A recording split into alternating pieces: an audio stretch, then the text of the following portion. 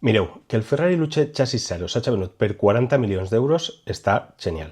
Però està genial més que res perquè eixa pasta no va per a Maranello per a que algú continuï fent merdes, sinó que va per a financiar projectes formatius per a joves. Però al que anem, disposats a soltar 40 milions d'euros? Tu què prefereixes? Un Ferrari Luce Chassis Zero o dos McLaren F1? Un Ferrari Luce Chassis Zero o 13 F40?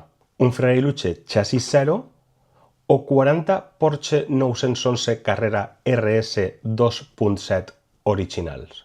Un Ferrari Luce Chassis Zero o 570 Ducati Desmo 16 RR? Un Ferrari Luce Chassis Zero o 200 Vespes 98 originals de 1946? Un Ferrari Luce Chassis Zero o 800 Honda RC30 originals? I la més complicada, un Ferrari Luce Chassis Zero o 4 milions de racions d'arròs al forn? Mireu, jo amb 40 milions d'euros em compre un terreno, em compre 2 retros per a fer i desfer i a més 10 motos de cross.